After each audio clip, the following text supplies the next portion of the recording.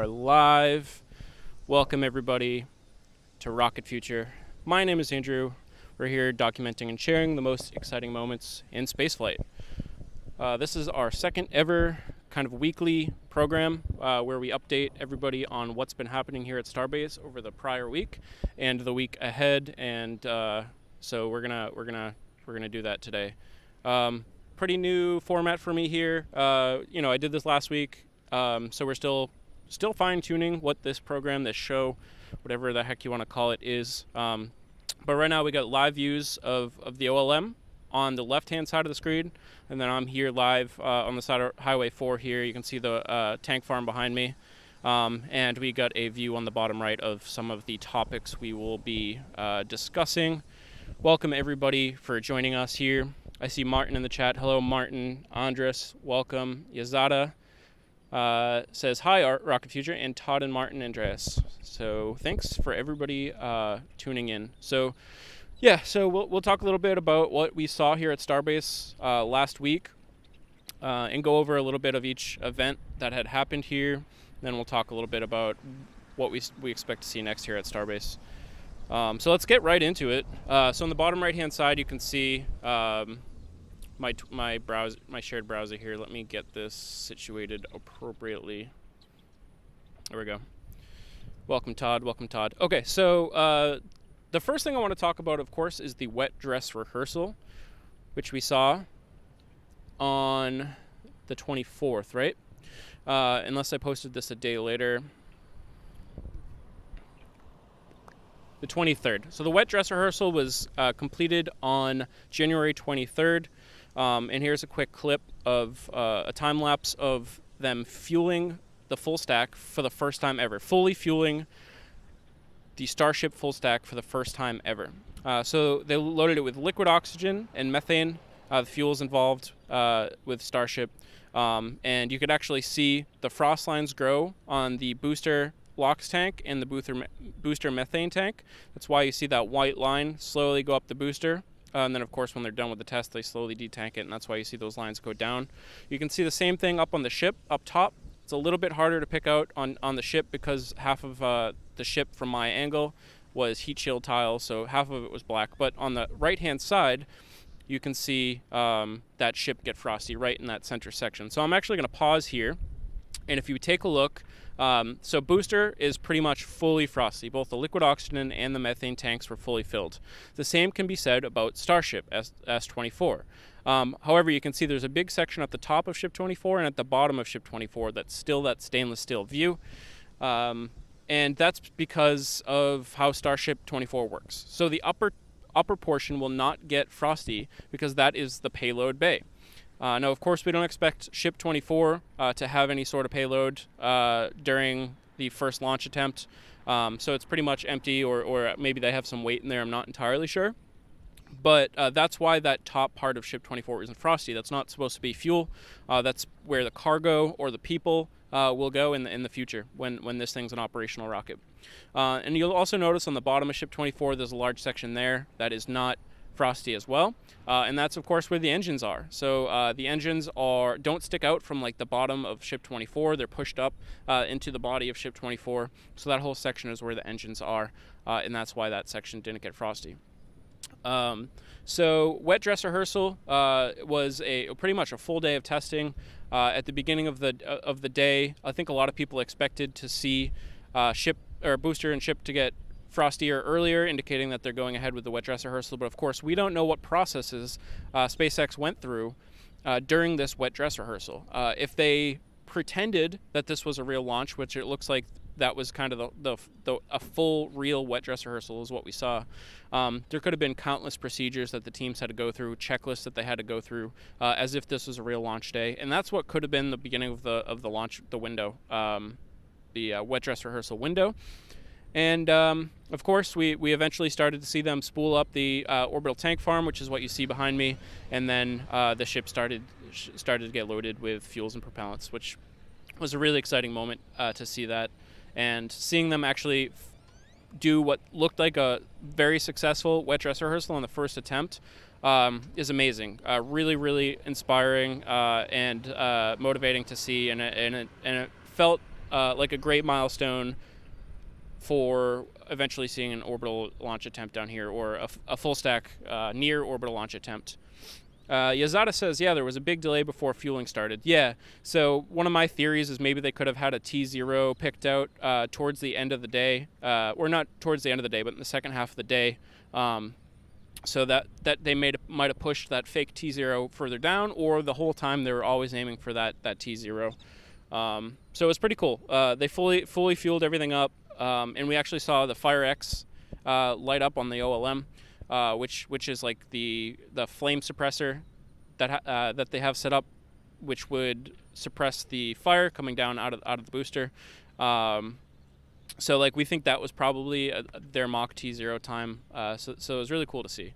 So based on that event, SpaceX did tweet out, Starship completed its first flight-like wet dress rehearsal at Starbase today. This was the first time an integrated ship and booster were fully loaded with more than 10 million pounds of propellant. And then they have this awesome video here. So of course, like when this thing finally gets off the ground, it will be the largest, most powerful rocket ever to fly. So of course, in order to make that happen, during this wet dress rehearsal, they loaded the most fuel that's ever been loaded into an integrated ship and booster, according to SpaceX. So the huge milestone, not only for the Starship program, but the humanity's space program in general. This is a huge leap forward. And the fact that it went so well, even though we're entering some sort of new territories, is really amazing. So that was wet dress rehearsal. Really cool to see. There was a lot of conversations about the venting. So actually, I have this pause in a good spot here. Let me hit play again. You see that huge vent come out of the top of Booster 7. Of course, that would be a large venting of liquid methane. So there's a lot of conversations about why that had happened and why that needs to happen. CSI Starbase put out a really informative tweet about that. I would check out CSI Starbase's Twitter if you haven't already. That was a great write-up by Zach, so check that out. But it was quite the moment from across. We were watching the wet dress rehearsal from across the canal here, and that took up such a significant portion of that sky, that huge vent. It was insane looking in real life. It was just really quite insane. I think everybody at first was like, whoa, like, is this supposed to be happening? But based on everything we can tell, that was a nominal event to had happened. So very cool. As you can see, we have integrated Nightbot into our channel. So we will be having a little bit of auto moderation and stuff like that. So we'll talk more about changes we're making to streams coming up, but we'll save that for the end of the broadcast. Rob Moon says, hi, Andrew. Welcome, Rob. It's a pleasure to see you here in chat today. Let's make sure we do have a live view of Booster 7, and I do see some workers up there right now, so let's get zoomed in a little bit more and see what they're up to while we keep chatting.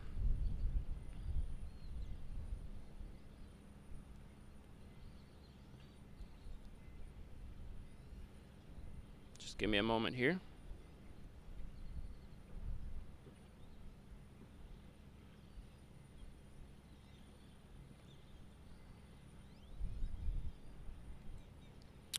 While I'm playing with the cameras, Yazada says, that vent scared me. I feared that the vehicle had ruptured and it was going all going bad.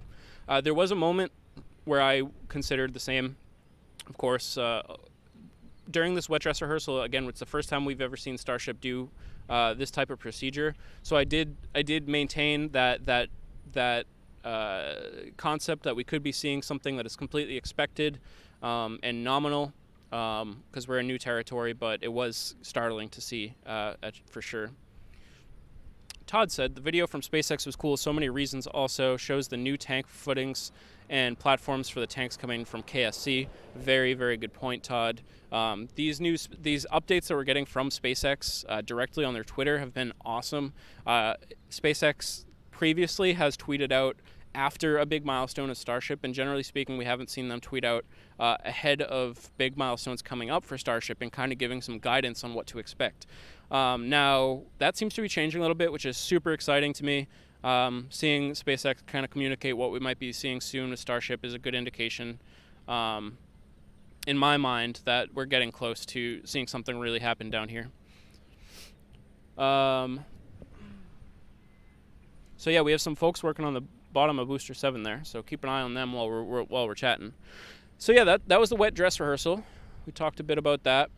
SpaceX also mentioned that today's test, the wet dress rehearsal, will help verify a full launch countdown sequence as well as the performance of Starship and the orbital pad for flight-like operation. So basically they're just stating that this test was a great test to confirm what they're expecting to see with a fully loaded Starship and how the OLM handled the test as well.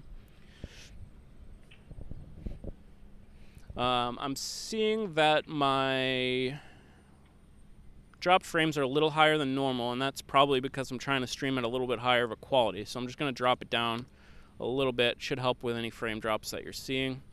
Okay, moving forward. SpaceX tweeted out on January 24th, after completing Starship's first full flight... Did I just read this?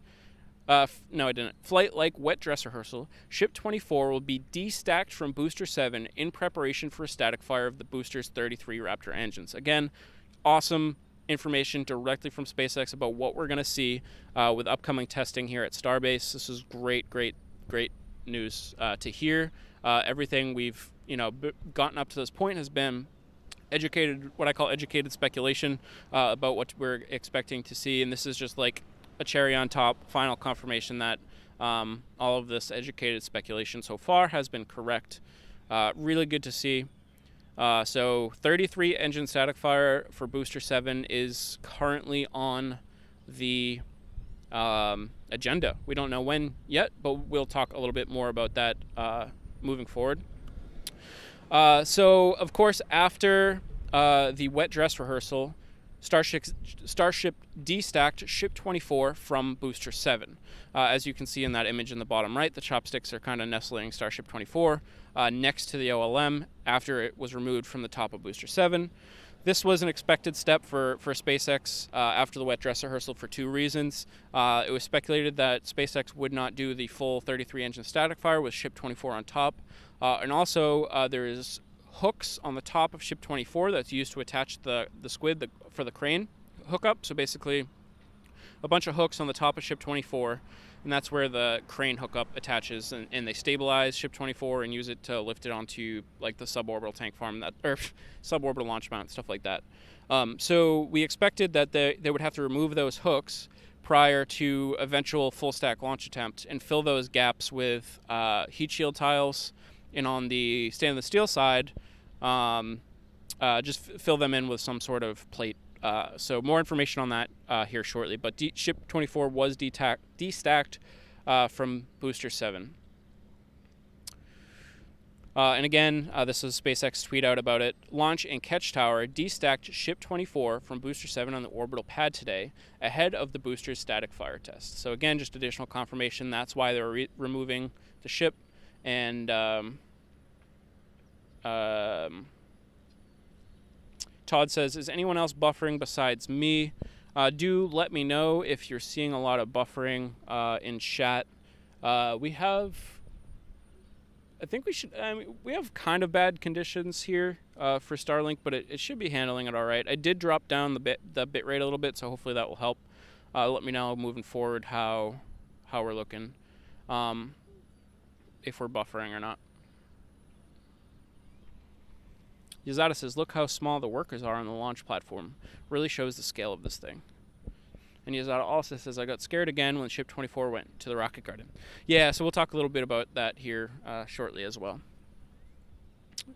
So let me actually just go through and close these as we're going. We talked about Ship 24 destack. So after Ship 24 was destacked, we saw them roll S-24 from the launch site behind me to the build site about a mile down the road. Todd also says, seems good now, referring to the buffering. Thank you, Todd, for the feedback. I'm just noticing as well that the exposure on this camera could be brought up a little bit. I'll work on that sometime.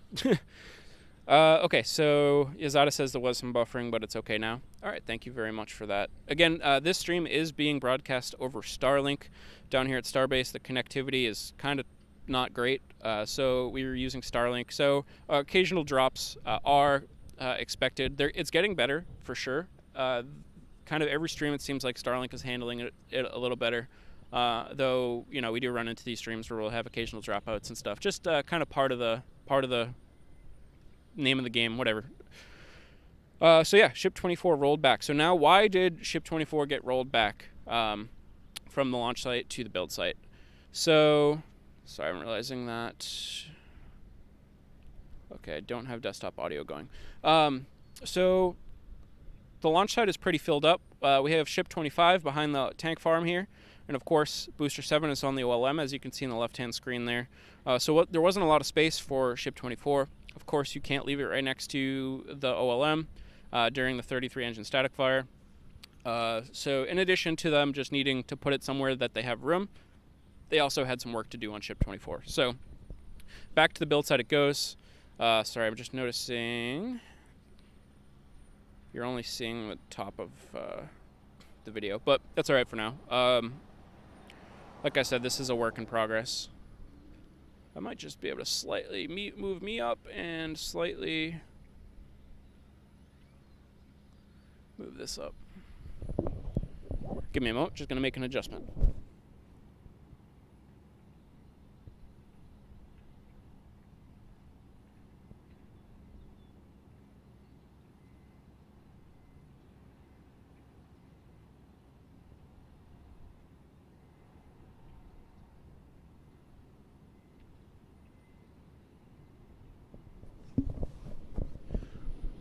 That should do for now.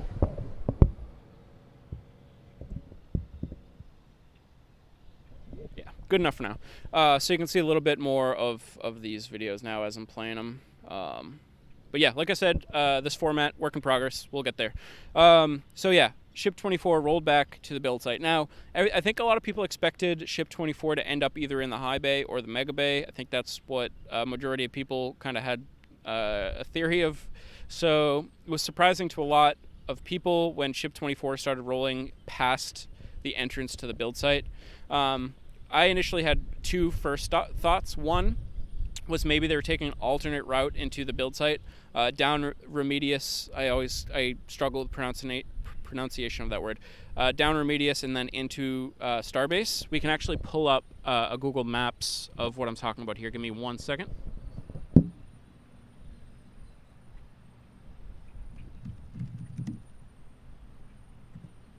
Google Maps. Starbase, Texas.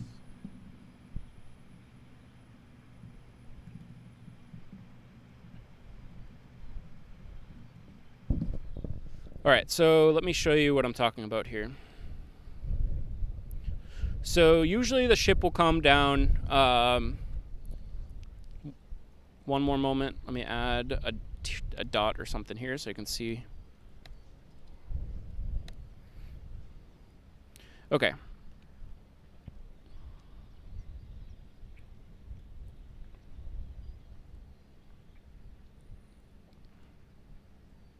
Usually the ships and boosters come down Boca Chica Boulevard towards the build site and eventually turn in. So there we go. Usually we'll turn into the build site, which would be right here. This road here, and then they would end up in the high bay or mega bay, which are in these areas here with the red pointers.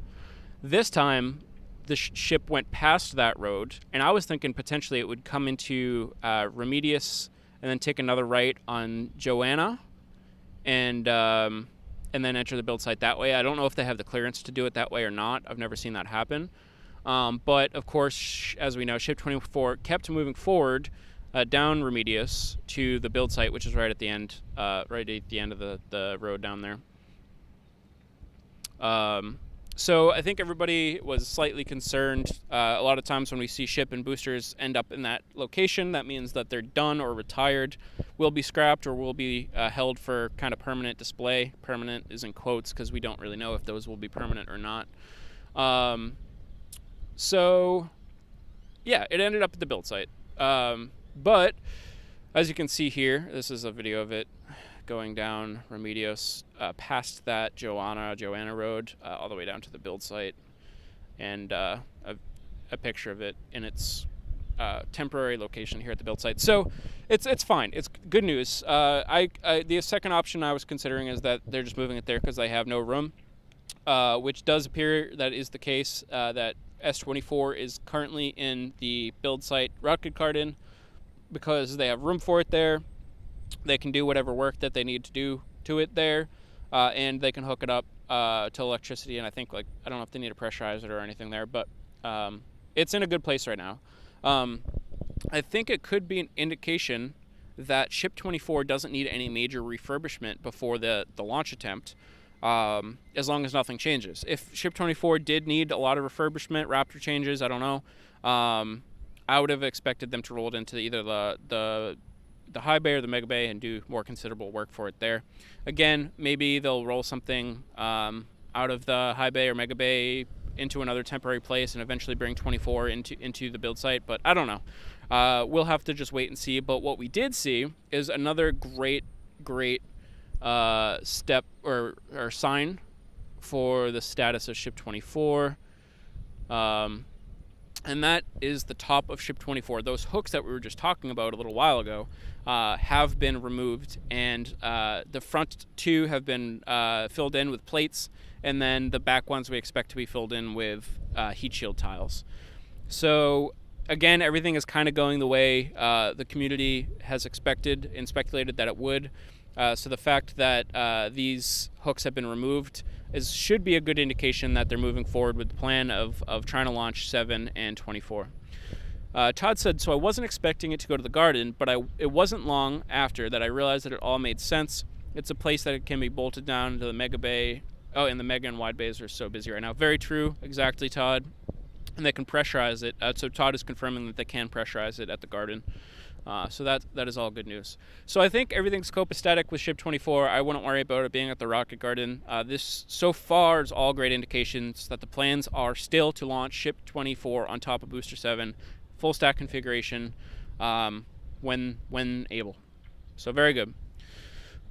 So that kind of summarizes the previous week, what we've experienced. So we can move into some discussions about what we expect to see here in the upcoming days, weeks, and months.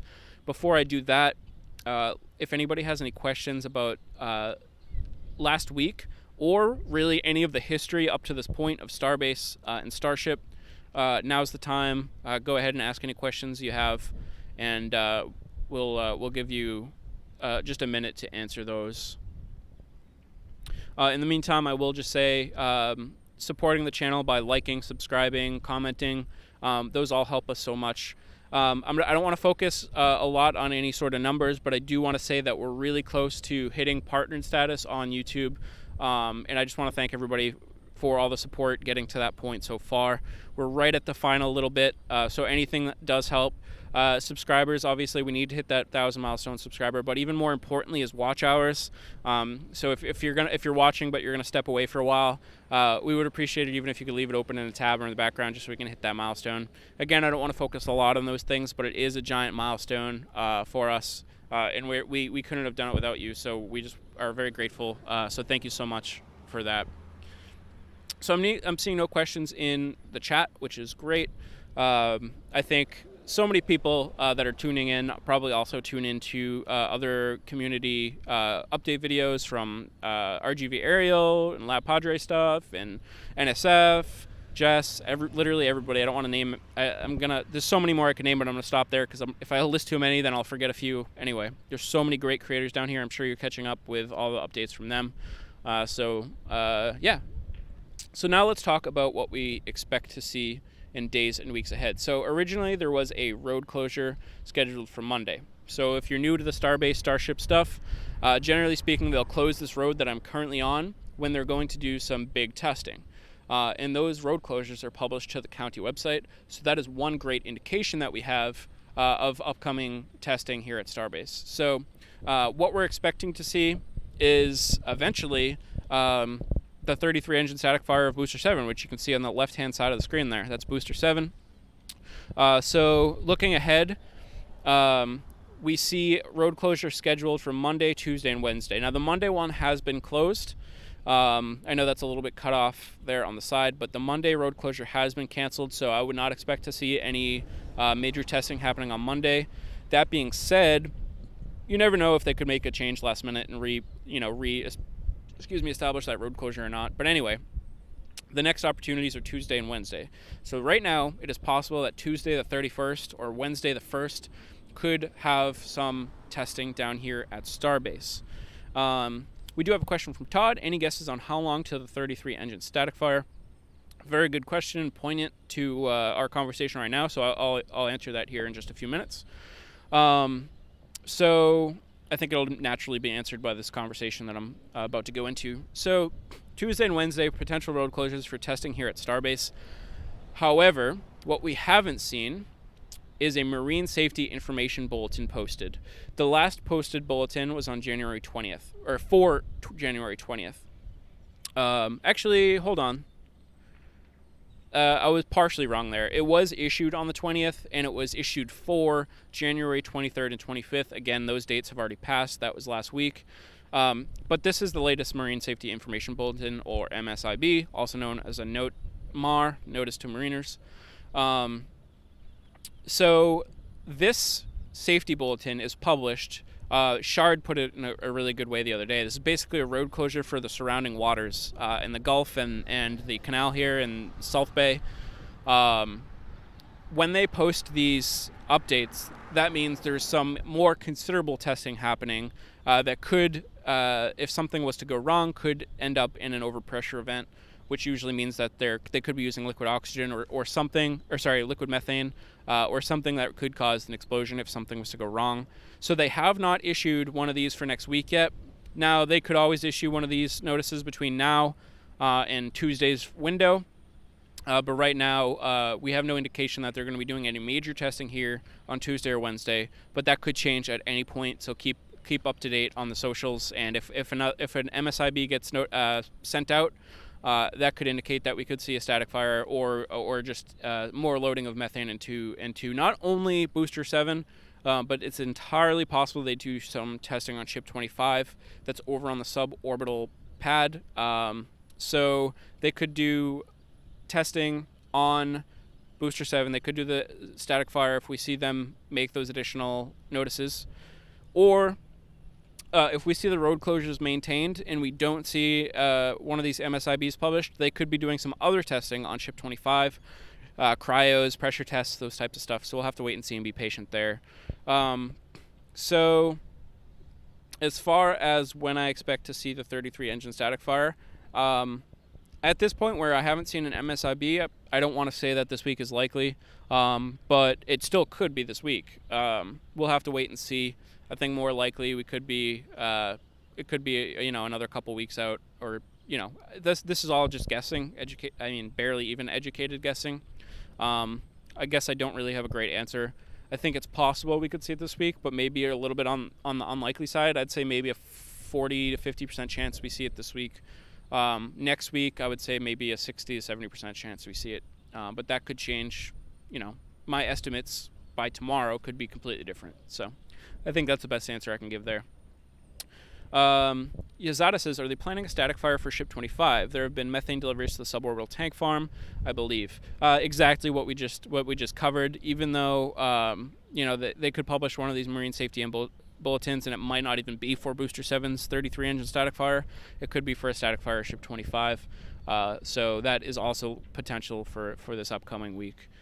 Todd says, we also have to expect Ship 25 on Pad B to static fire one of these days. Suborbital tank farm has had a pickup and C4. Yep, you're all on the same page. We're all aligned. I like it. Very good. Very good. So yeah, I'll keep y'all updated if we see any of these bulletins posted. But right now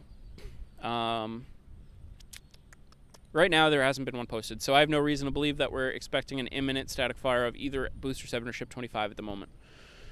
So we talked about road closures. We talked about so the road closures you can find on the Cameron County website. So that's CameronCountyTX.gov/SpaceX.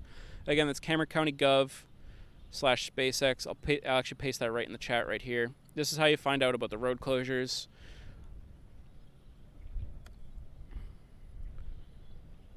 Todd says you talked about it as I was typing. That seems to be the case. I do that on other people's chats too. I'll talk about something and then they'll have just mentioned it. And then you can find the marine safety information bulletins at msib.bocachica.com. Just be aware that when you click that link, it's going to automatically download a PDF file. It's not going to bring you to a site or anything. So I just want to make you aware that as soon as you click that link, it will download a PDF file to your device. And it will be the most updated marine safety information bulletin posted. Again, that is in chat there for you. So yeah, that's kind of the summary of what we saw and what we expect to see here at Starbase, over the last week and what we expect to see in upcoming weeks. We still have teams working on Booster 7.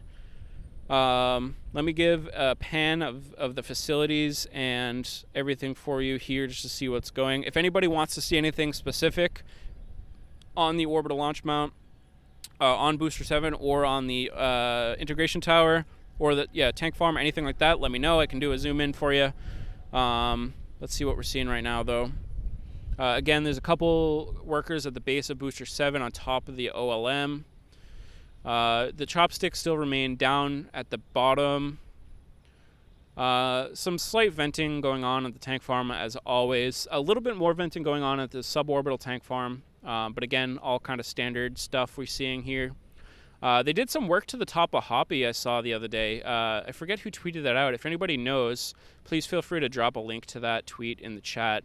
But somebody mentioned, maybe it was, I don't know if it was Vix. Yeah, sorry, I forget at the moment who posted that. But, the theory is that maybe they were updating some of the instruments on top of Hoppy. If you aren't familiar, Hoppy, also known as Starhopper, is the first vehicle they built down here at Starbase, and actually flew. So the first vehicle that flew down here on Starbase, they put a Raptor version 1 on the bottom of it, and this thing flew, which is absolutely insane. But now they use it to put some instruments on top, and I think they measure wind and cameras and all that good stuff. So beyond that, not a ton to see. Here, it's kind of quiet. Again, continuous work on the OLM and Booster 7, hopefully in preparation for that static fire. But in a second here, I'll transition back to our other scene, and we'll talk a little bit about what's ahead for Rocket Future, our YouTube channel, our social medias, and all that good stuff. We're going to be here for a little bit while longer, so plenty of time to answer any questions you might have. Yeah. Oh, okay. We have a lift coming up on the bottom of the OLM right now, or the side of the OLM. Kind of hard to tell from this angle.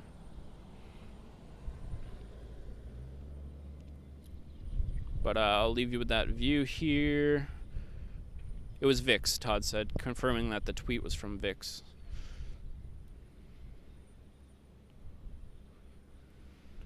Okay, so let's talk a little bit about what the plan here for Rocket Future is moving forward. So, Hoppy is a legend. Hoppy is absolutely a legend.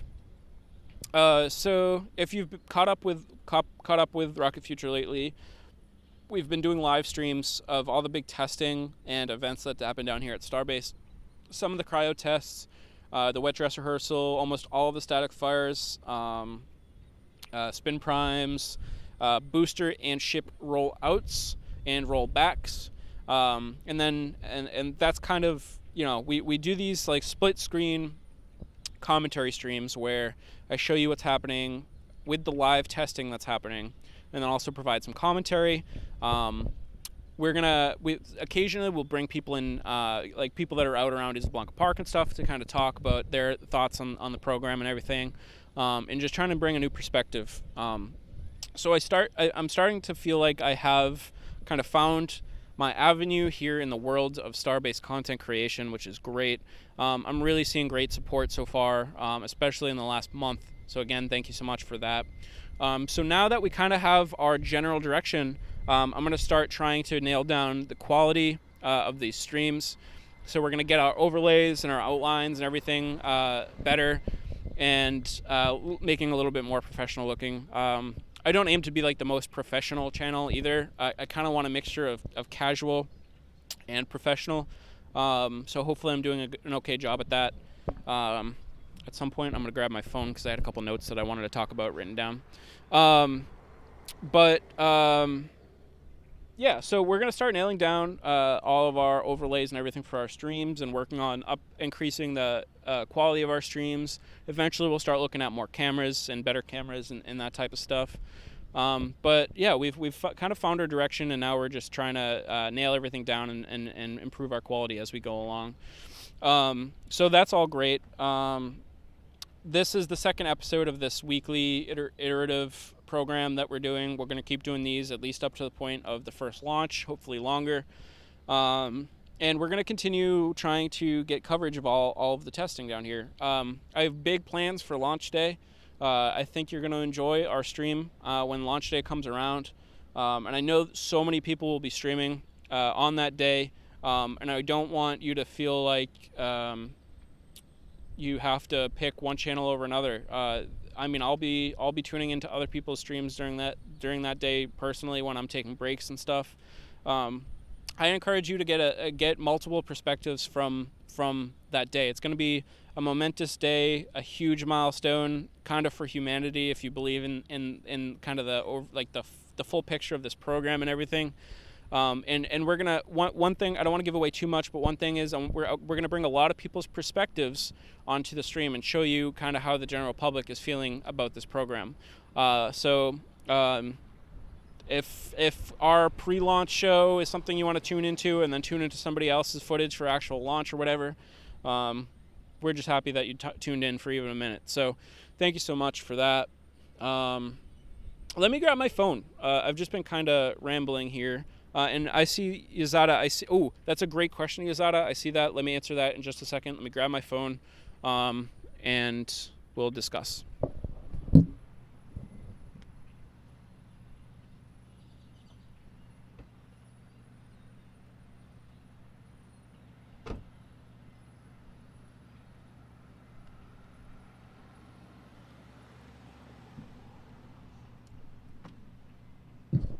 All right, I am back. One thing I do want to say is if you're ever here at Starbase and you see me broadcasting either on this stream or another stream, feel free to come over and say hi. Like I said, I want to hear the most perspectives as possible. We're going to be interviewing more and more people, like general public, as we go along. So if you ever see me down here, just feel free to pop in and I'd like to hear your comments here on stream. So first of all, let's talk about Yazada's question. Is the Raptor replacement platform still up underneath Booster 7 or has it come down?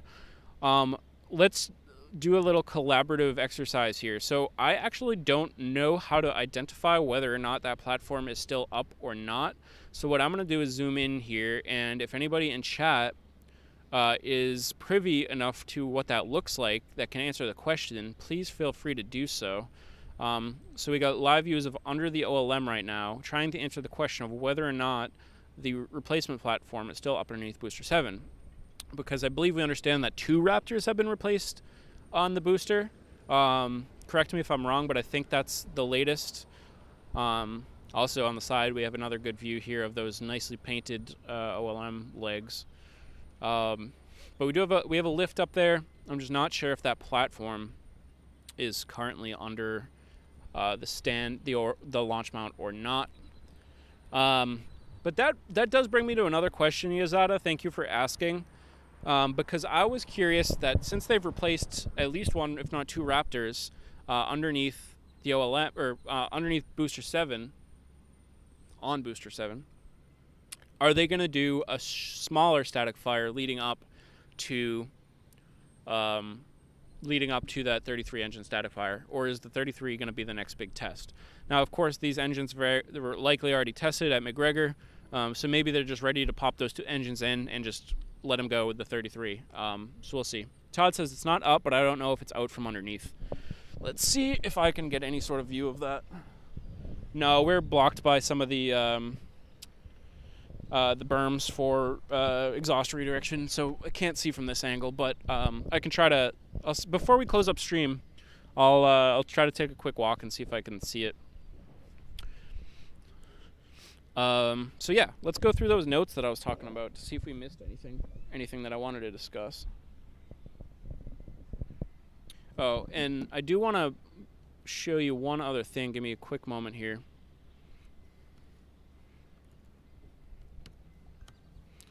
We were talking a little bit about milestones and how the channel is growing. Rob says it sure looks like people moving around on the platform. Oh, absolutely. There definitely are. We'll zoom out here in a second. You'll be able to see those folks again.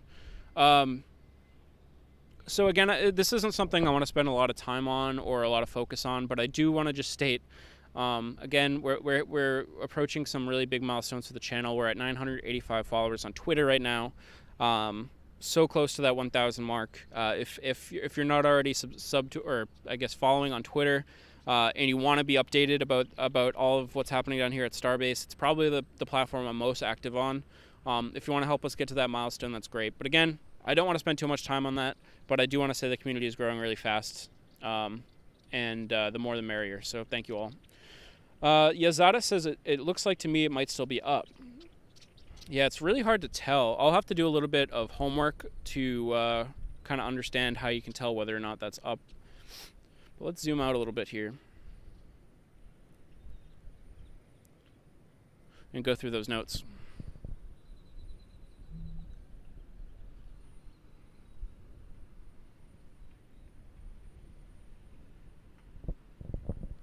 Oh, I just saw that Todd just signed up for our Patreon. Todd, thank you so much for that. Actually, just give me one moment here.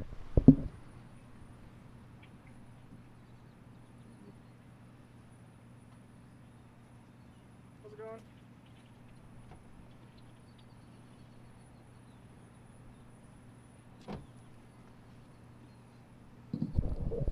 So yes, thank you, Todd, so much for signing up for the Patreon. Again, we're not currently a YouTube partner. We don't make any ad revenue or anything like that yet. Hopefully we'll get there soon.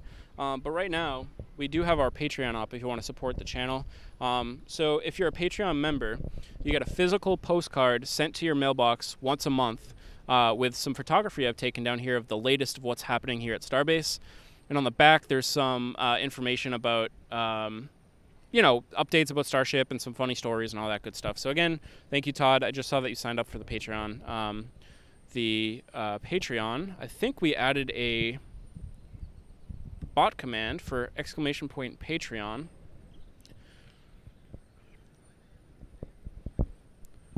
We'll see if it works. If not, I'll send a link.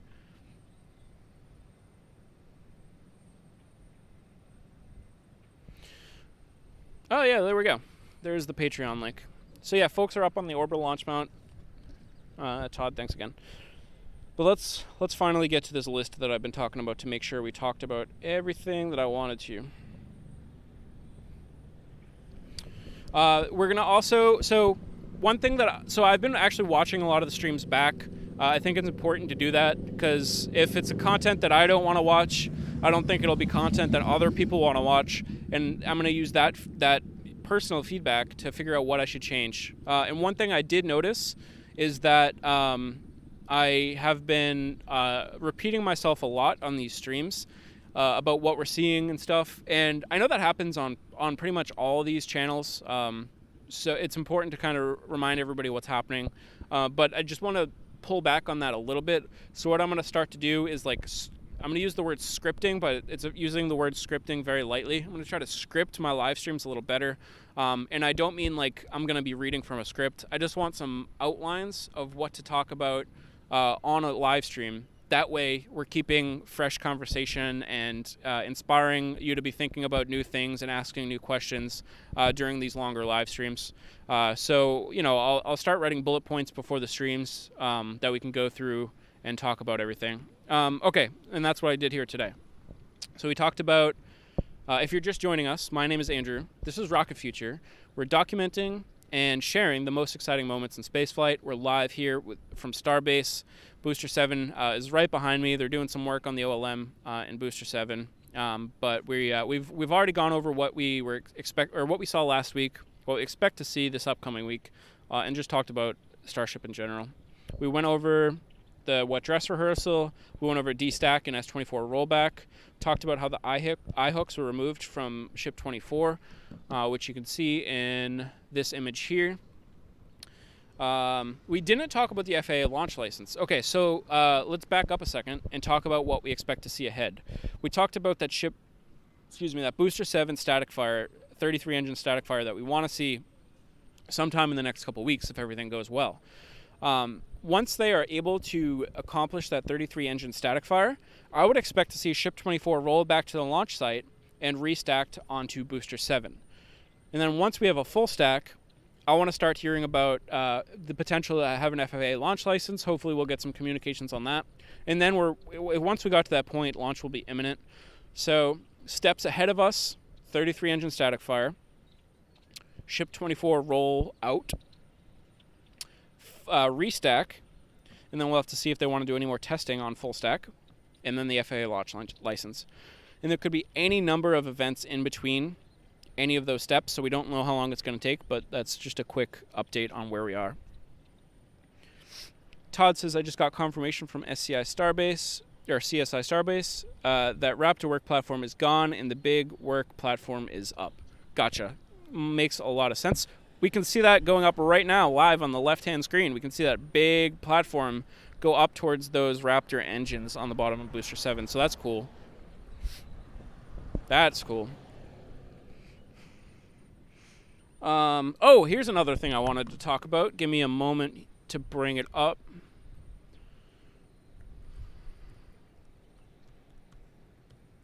A few folks noticed that the SpaceX website has been updated sometime in the last day or so with some new information about Starship. So let me share that with you right now. Starship, service to Earth, orbit, Moon, Mars, and beyond. This is the SpaceX.com official website. And we got this update here. Starship will be the world's most powerful launch vehicle developed, with the ability to carry up to 150 metric tons to Earth orbit reusable and up to 250 metric tons expendable. So that's an update from SpaceX on how they're looking at the performance of this rocket and what kind of numbers we're talking about to Earth orbit. So again, that's on the SpaceX.com official website. You can see that for yourself. I'll link that in the chat right now.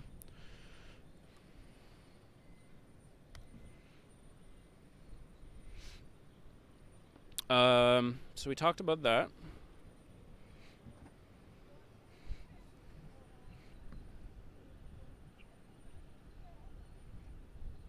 FAA launch license percentage to launch readiness.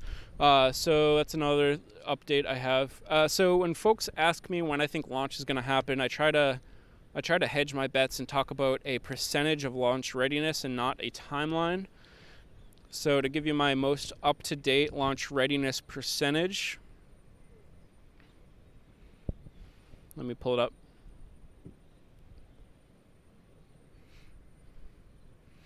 I should have my little face cam in the corner of this when I'm switching to the screen.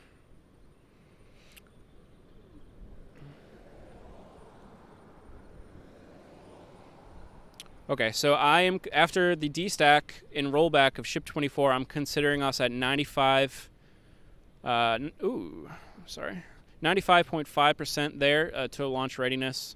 Once we see ship 24 roll back, we'll see, or actually once we see the 33 engine static fire, this will go up. When 24 returns to the launch pad, this will go up. If anything happens between now and those tests that push the timeline back, this percentage could go back down. So we'll have to wait and see. But right now, I think we're at about 95.5% the way to launch readiness.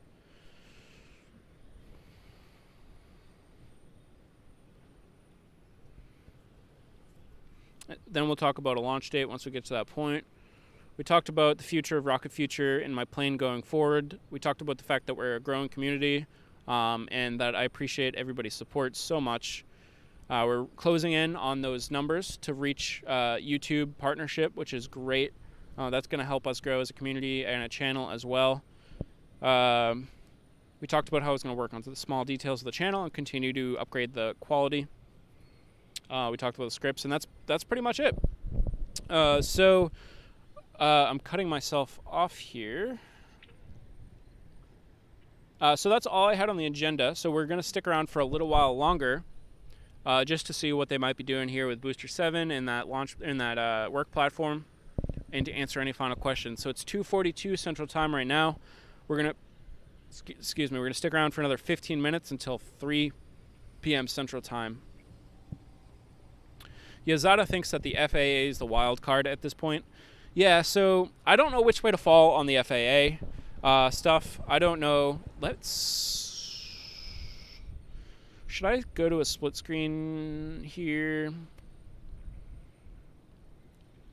Yeah. Give me a second.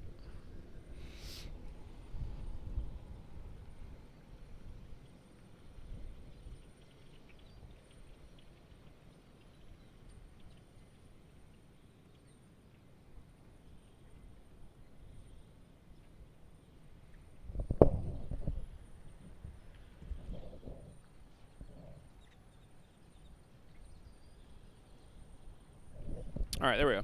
Yeah, so I don't know. I don't know what I'm expecting for the FAA launch license. One of two things could happen. Either there's going to be additional delays that we don't expect with that launch license, or it's going to be fine. Like, no problems. The launch license is something that every launch requires, and the FAA has gone through some changes in the last couple years to kind of expedite these launch licenses, especially at when a company is trying to launch at a new launch facility. So I don't know. I actually don't expect it to be any major delay. I expect that they're probably already working on that process, and if they get the 33 engine static fire done, everything looks good, they get everything stacked. If from SpaceX perspective they're good to go on a launch, I think the FAA, the launch license, isn't going to hold them up much. Again, if you're kind of new to all this, you may have heard rumors of the FAA holding this program up. That was specifically the FAA environmental review, which has been completed. There's still mitigations that SpaceX needs to complete in order to follow that environmental review result. There was many months of delays for that process, but I don't think it held SpaceX back very much at all.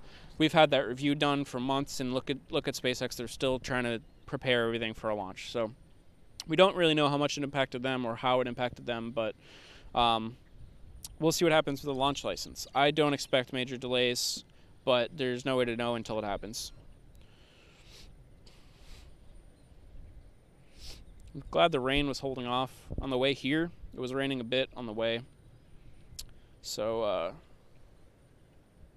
quite cloudy. It's been cloudy. So we had months, what felt like months. I guess it was just weeks of clouds and terrible weather. And then we had a few days of really, really amazing weather down here at Starbase.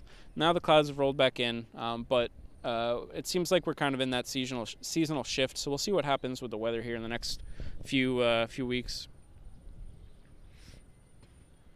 I think my Nightbot automatic responses are a little bit too often. I will adjust those. If anybody has any feedback for our content, the testing streams, these weekly streams, any feedback at all on the channel, feel free to let me know. I'm so open to any feedback people have. I won't necessarily always take the feedback if it kind of goes against the general direction that I'm seeing on the channel, but I appreciate seeing any and all feedback. So thank you for any of that in advance.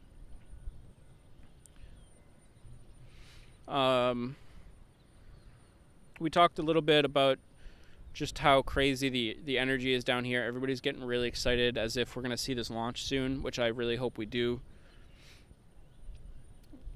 I have a lot of prep work to get done before the launch day comes. I have to order some stuff, and I have a lot of preparing to do with like OBS, the software that I use for these live streams. I have a lot of prep to do there and stuff. So this has been, I want to say this has been like it's got to be at least 40-hour week. So I do also have another job in addition to this, but I think I got to be putting like 40 hours into this stuff. Todd says rain needs to stop and clear up on Monday. We need a good day for RGV to do his flyover. Absolutely. So I tuned into the RVG aerial. I think maybe what I'll do is use Nightbot, our chatbot here. I just had a fly into my mouth. That was gross. Maybe I'll add like a little command for like all of the content creators down here. So when we're talking about RGV, we can do a little bit of an exclamation point RGV, and it'll link his to a channel and stuff. But yeah, RGV, if you don't know, RGV Aerial does flyovers on a regular basis to get photography from above of what's happening here at Starbase. And RGV wants to get up there on Monday. And I think he said if he's not able to get up on Monday, next Saturday might be the next opportunity for him to get up. So fingers crossed for weather on Monday.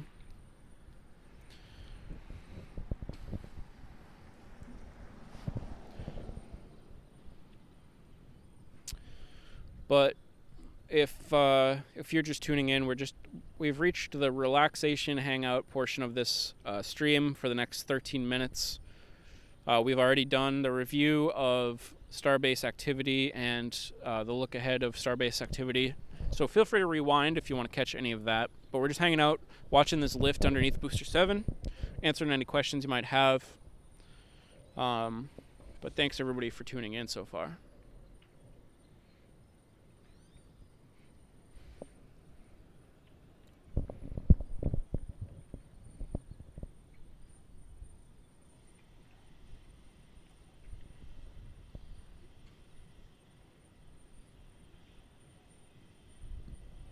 Hearing some venting from behind me, but again, normal stuff. One thing I do want to do is, so I try to tweet out when I'm gonna go live, but I want to make like an automated bot or something, if it's still possible with Twitter APIs, to automatically tweet out when we are officially live and bring people into the stream. Let's get a little bit more of a zoom on those folks on the lift.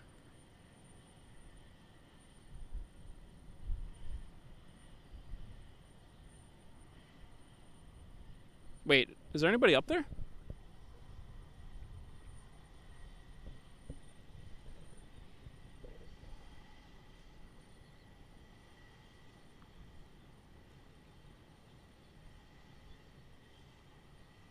Huh.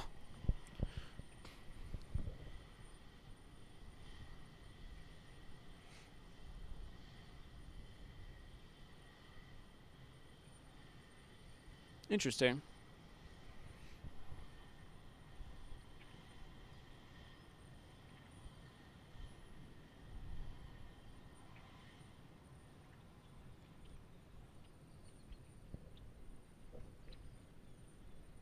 Todd says he likes the tweets because he doesn't get the YouTube notifications.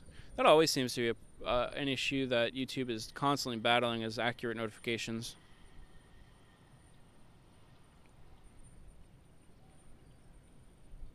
Gotcha. So this was similar to last time we did this, right?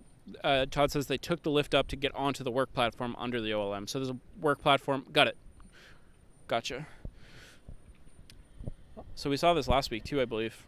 So the workers actually take this lift up, and then they get off the lift onto the work platform itself.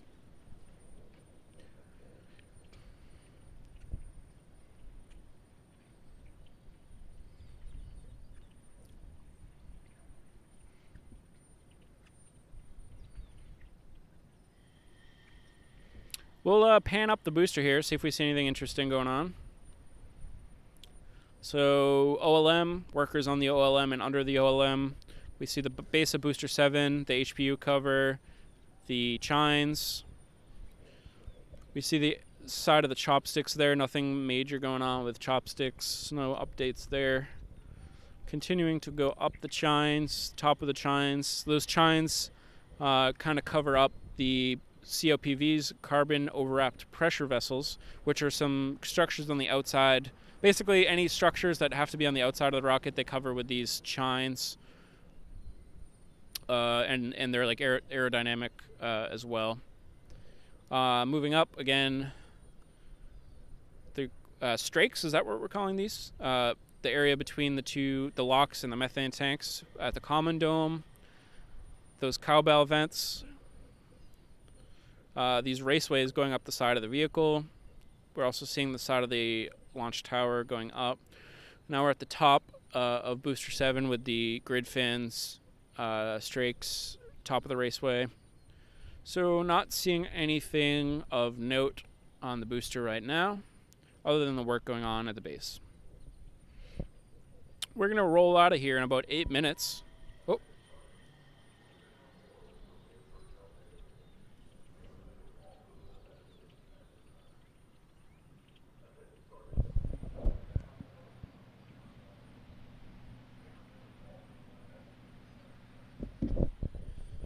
There was just a Starbase announcement. Again, I couldn't fully make it out. Again, a lot of time these announcements are just to indicate that there's going to be loud venting from a certain area of the facility. But we have about 8 minutes left of the stream, so we're gonna, if we see anything exciting happen, we'll stick with you. Yazada says, what was the deal with the horrible screeching sound that the chopsticks were making when they lowered S24? That's a great news. I mean, that's a great question. I don't know. So I heard very similar sounds when they were lifting Ship 24 up on top of Booster 7. It was about halfway up, and I heard very similar sounds. So I'm not sure what those are, but my guess is it's probably nothing too concerning. I think, I don't know, at most maybe they just need to look at those the pulleys and stuff and the joints just to see. I don't know. Do they need greasing? I'm not sure. They did sound a little sketchy, but again, if you go back to my Ship 24 lift video, even the shortened one that I put on the YouTube channel, I kept a clip in there of that loud screeching noise. It was quite startling. So I'm not sure what that was, but hopefully nothing much. I'm going to stand up and just see if I see anything happening. Again, we just heard an announcement from the pad, but I couldn't hear what it was. Obviously, they're not going to be doing anything with the booster because they have people under it. I doubt they'd move the chopsticks with people under the OLM. So most likely it's just like they're probably planning on there's loud venting from the tank farm. I will walk down the street here just for a moment, just to see if I see anything interesting happening with like S25 or anything. So give me a couple minutes to just walk up and back to see if there's anything interesting to show you. We could always move the vehicle to bring you a new perspective if there's anything exciting happening. But let me go check.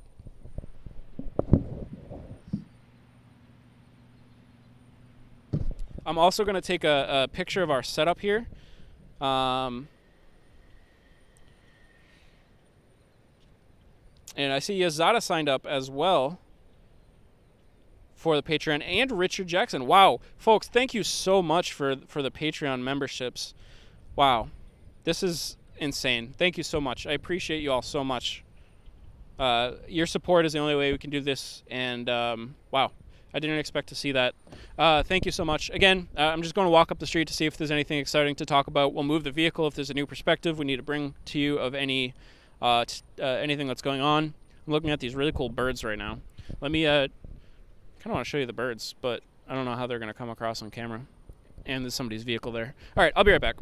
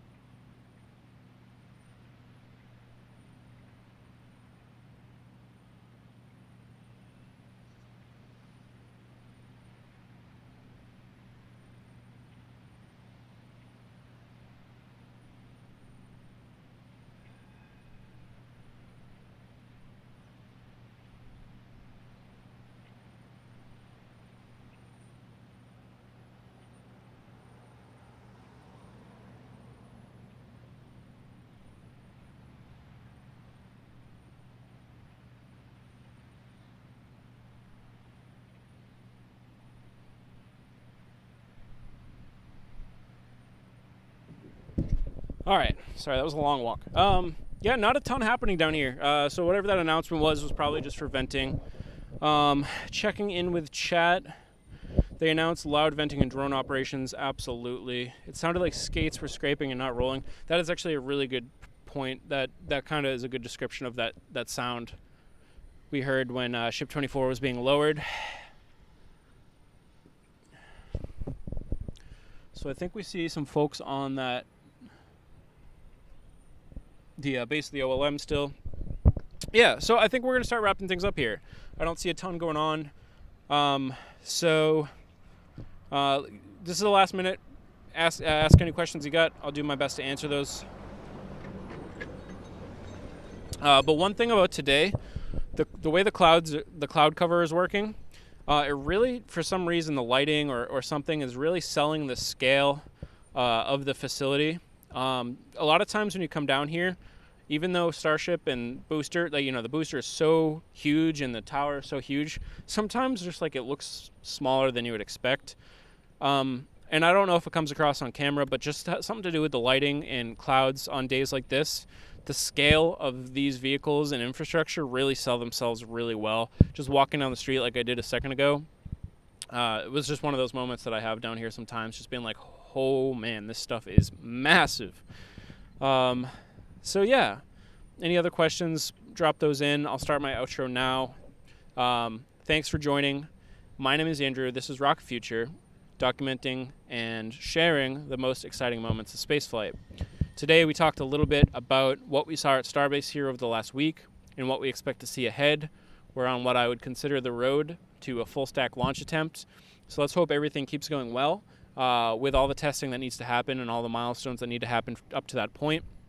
We had awesome interactions in the chat today.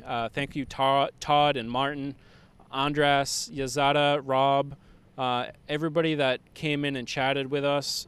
Thank you for the new Patreon members.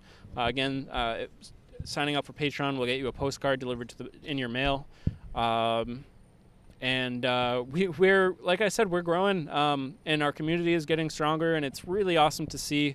We're converging in on not only 1,000 followers on Twitter, but also 1,000 subscribers on YouTube, which means we're really close to a partnership on YouTube.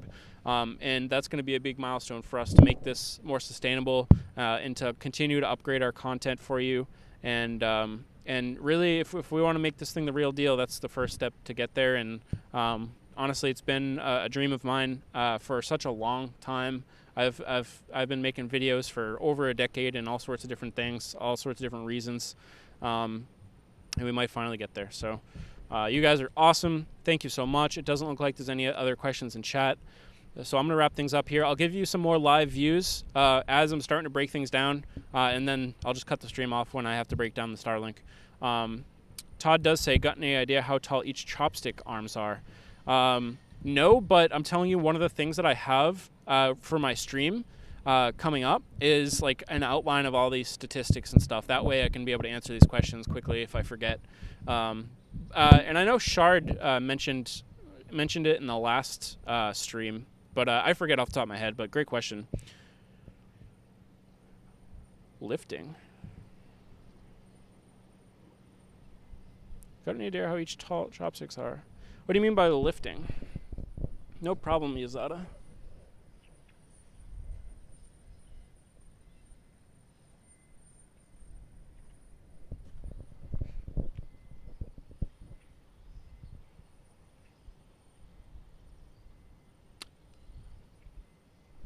I just want to make sure that there's not something that I missed that's happening.